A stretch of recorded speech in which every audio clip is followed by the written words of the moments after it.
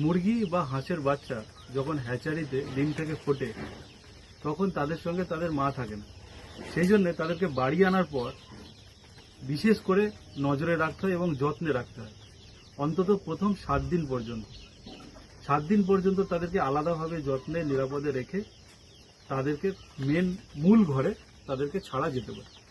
এইবার প্রথম 7 দিন পর্যন্ত যেই ঘরে বা যেই জায়গায় তাদের রাখা হয় তাদেরকে সেই জায়গাটাকে বলে ব্রুডি গার্ড বা ব্রুডি ঘর। সেটা ঘরের মুরগির ঘরের ভিতর একটা পাশেও করা যেতে পারে কিংবা ঘরের বাইরে করা যেতে পারে। তো এবার আসুন ব্রুডি গার্ড করতে কি কি লাগে। ব্রুডি গার্ড করতে আপনার লাগবে কাগজের কার্টুন, এরকম গোল আকৃতি করে জায়গাটা করতে হবে। এখানে কাগজের কার্টুনের বদলে টিনের শিট দেওয়া আছে, এটাতেও সম্ভব। নিচে দেওয়া রয়েছে কাঠের গুঁড়ো, কাঠের গুঁড়ো এরকম বিছিয়ে দিতে হবে। তার উপরে দিতে হবে পেপার, তার উপরে এখানে পেপার দেওয়া রয়েছে।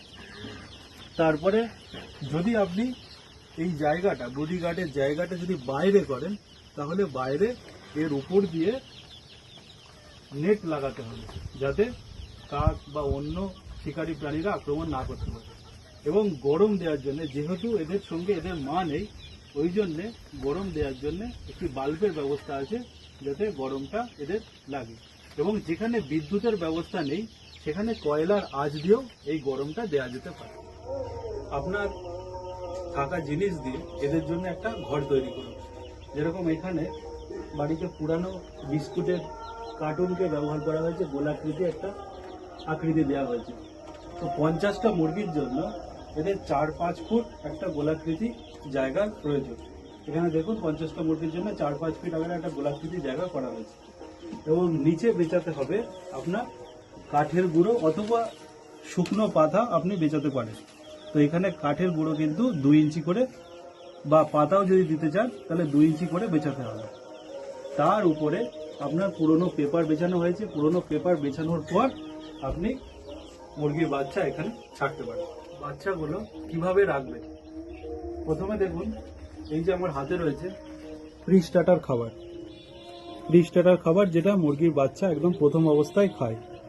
প্রি স্টার্টার খাবার দিতে পারেন অথবা ভুট্টার একদম মিহি দানাটা, সেটা প্রথমে দেওয়া যেতে পারে।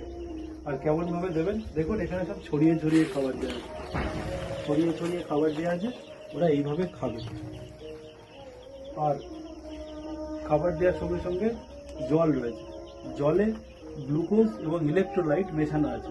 এটা প্রথম 2 দিন অবশ্যই দিতে হবে। তারপরে আপনারা করবেন কি, এই যে পেপারগুলো যখনই নোংরা হয়ে যাবে তখনই আপনার পাল্টে দিতে হবে। একদিন পর পর পাল্টে দিলে খুব ভালো হয়। আর রয়েছে আপনার গরমের ব্যবস্থা। ওই বাল্ব দিয়ে, বাল্বের যে গরমটা হবে ওটা ওদের জন্য দরকারি। যদি গরমের ব্যবস্থা লাগে, ওইটাতে আপনি কিভাবে বুঝবেন, যখন দেখবেন যে বাচ্চারা স্বাভাবিকভাবে খেলাধুলা করছে তখন বুঝবেন যে এদের যা তাপমাত্রা দরকার সেটা ঠিক আছে। এবার দেখা যাচ্ছে যে ওই বাল্ব সোজা সবাই মাঝখানে এসে জড়ো হয়েছে, তখন বুঝতে হবে যে এদের যে গরমটা আরো বেশি দরকার, ওই জন্য তারা কাছাকাছি আসছে, গরমটা নেওয়ার বেশি চেষ্টা করছে। তখন বাল্বটা নিচে নামিয়ে দিতে হবে আরেকটু। আর যখন দেখবেন যে বাল্ব থেকে মাঝখান থেকে অনেক দূরে যাচ্ছে, তখন বুঝবেন যে বাচ্চা অনেক বেশি গরম লাগছে, যেটা অতটা গরম আমাদের দরকার নেই, সেহেতু তখন বাল্বটাকে আমার তুলে দিতে হবে। এইটা নিজের উপলব্ধি করতে হবে যে ওদের গরম বেশি লাগছে কি গরম কম লাগছে, সেটা আপনার এটা দেখে বুঝে আপনার বাল্বের উচ্চতাকে অ্যাডজাস্ট করতে হবে। এইবার হচ্ছে আপনার এইভাবে আপনার প্রথম 7 দিন ম্যানেজ করে রাখতে হবে।